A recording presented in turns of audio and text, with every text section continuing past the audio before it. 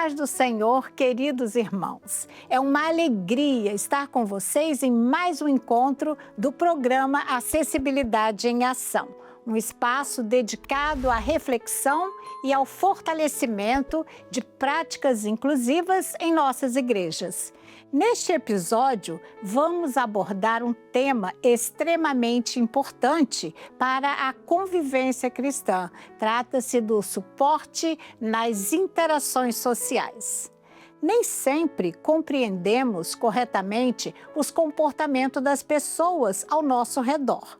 Muitas vezes, uma atitude que interpretamos como desinteresse, falta de educação ou distanciamento pode estar relacionada a alguma condição, uma deficiência ou até mesmo uma dificuldade de comunicação. Por isso, refletiremos sobre como a igreja pode promover um ambiente acolhedor, respeitoso e inclusivo, favorecendo relacionamentos saudáveis e edificantes entre todos os membros. Para nos orientar sobre este assunto, ouviremos agora a doutora Maria Min, que abordará o tema O Suporte nas Interações Sociais, trazendo esclarecimentos e orientações para uma convivência cada vez mais harmoniosa na casa do Senhor. A paz do Senhor, doutora Min. Irmãos, a paz do Senhor. Hoje nós trataremos do suporte nas interações sociais. Vamos ler o Salmo 183, versículo 1, que diz: Ó, quão bom e quão suave é que os irmãos vivam em união. A igreja, ela é lugar de comunhão, de convivência, de aprendizado, de bom relacionamento entre os irmãos. E para preservar esse ambiente agradável, esse ambiente que é gostoso eu estar ali, eu quero estar ali, eu preciso ter uma boa interação entre os irmãos, um bom relacionamento. E interação social, às vezes, nós precisamos de suporte dos dois lados. Tanto do lado da igreja, que precisa ter, um novo olhar, precisa compreender as pessoas que estão chegando, que já fazem parte da nossa convivência, e também do outro lado, aquelas pessoas que têm dificuldade em compreender o contexto. Então, pessoas no espectro autista, algumas pessoas com deficiência, com TDAH, com transtorno de linguagem, de compreensão da linguagem, tanto expressiva quanto receptiva. Então, eu não estou dizendo que todas as pessoas que têm esse diagnóstico vão ter dificuldade, mas nós temos que entender, cada pessoa é única e eu, observando, eu vou compreender. E antes de julgar o comportamento do irmão, a igreja, eu preciso entender qual é o contexto, como que aquele irmão está percebendo o ambiente e está me devolvendo essa percepção. E aqui, doutora Min, cabe fazer uma pequena observação. Cada pessoa processa as informações sociais de forma diferente. A neurociência demonstra que algumas condições podem influenciar a percepção das expressões faciais, da linguagem corporal e até da intenção presente em uma conversa. Compreender essas diferenças nos ajuda a substituir julgamento por compreensão, respeito e acolhimento. Então, interação social é algo que nós aprendemos naturalmente. O bebê começa a aprender desde sempre. E nós vamos, ao longo da vida, compreender. E onde nós temos dificuldade de interação social? Com os nossos pares. Então, eu sempre vou ter mais facilidade para me relacionar com os mais novos ou com os mais velhos. Então, se eu tenho 7 anos, eu vou ter dificuldade de interagir com a minha turma de 7 anos. Se eu tenho 14, 20, 40, 60. Então, a dificuldade social, ela é maior entre os pares de idade. Então, o que acontece nessa relação social? Quando eu estou conversando, em qualquer situação, que seja na igreja, na escola, no meu trabalho, numa reunião social, eu vou moldando o meu comportamento de acordo com o que eu observo no outro. Então, se eu digo algo daqui e causa impacto no outro, o outro se assusta, por exemplo, ou faz uma cara de que não está compreendendo, naturalmente eu modifico. Ou eu vou falar de novo de uma forma diferente, ou eu vou mudar o meu tom de voz. Então, nós fazemos esse ajuste social o tempo todo, do jeito que eu falo, como que o outro recebe, como que eu percebo o outro, e nós vamos fazendo essa troca. Isso é feito naturalmente, instintivamente. Mas nem todas as pessoas conseguem fazer isso naturalmente. Então, essas pessoas que não entendem esse comportamento social que está na minha fala, mas também que está no meu corpo, na minha forma de me inclinar, franzir a testa, no tom de voz. Então, isso modifica o sentido das minhas palavras. Então, pessoas que não entendem essas pistas não verbais, elas vão ter dificuldade em se relacionar com o outro. Nesta parte aqui, nós podemos ver que a comunicação humana vai muito além das palavras. Pesquisas indicam que expressões faciais, gestos, postura corporal e tom de voz exercem um papel essencial na compreensão das mensagens. Quando alguém tem dificuldade em interpretar esses sinais, podem surgir mal-entendidos, que não refletem falta de interesse ou desrespeito, mas apenas uma maneira diferente de perceber o mundo. Podem criar atritos, conflitos e que as pessoas não entendem. Mas o que aconteceu? De onde que veio essa dificuldade? Veio exatamente de eu não entender o outro. Exemplo. Tivemos em uma das nossas igrejas uma situação em que um dos irmãos começou a ser visto pela igreja como mal educado, como aquele que não tinha interesse mais nos irmãos.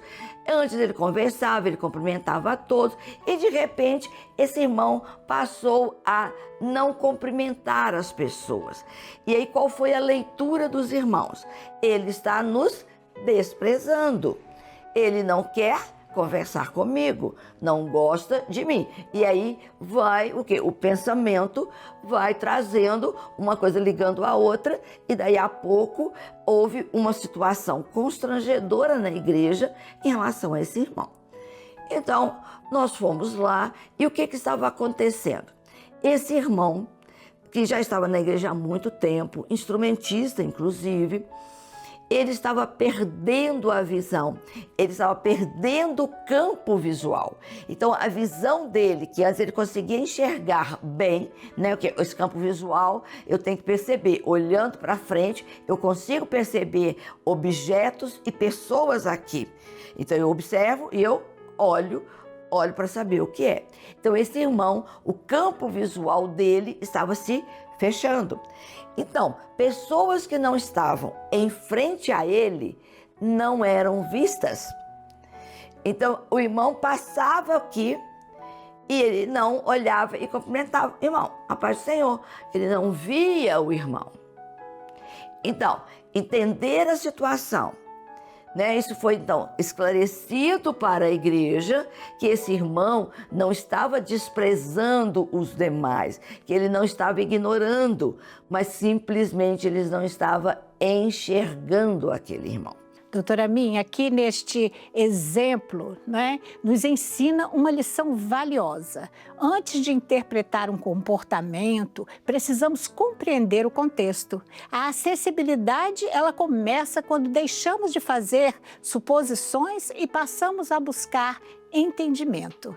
Muitas situações de conflito podem ser evitadas quando a informação e a sensibilidade caminham juntas. Então, uma situação simples, mas que trouxe algo que foi difícil para a igreja, foi constrangedor, porque as pessoas ficaram magoadas, porque um irmão que tinha uma ótima convivência. E esse irmão também ficou sentido, porque ele não sabia o que estava acontecendo. Então, é uma situação simples, mas que dá para o irmão entender perfeitamente. Outras situações que às vezes podem acontecer, não só na igreja, mas também nos nossos lares, nas escolas, onde nós estivermos. Pessoas que não entendem pistas não verbais ou não percebem a nossa entonação de voz, isso é muito comum com os pais ao lidarem com os filhos. Muitas vezes os pais dão um comando e a criança não obedece, mas ela não obedece porque ela não entendeu que era uma ordem. Então, algumas situações eu tenho que ter uma clareza na comunicação. Por exemplo, eu dizer a vocês, eu não estou perguntando, é uma falta de educação. Mas, para crianças típicas, para pessoas com dificuldade na compreensão, isso é necessário. Muitas vezes eu tenho que dizer, olha, observa, presta atenção, eu não estou te fazendo uma pergunta, eu estou te dando um comando. Porque quando eu dou um comando, eu espero que esse comando seja obedecido.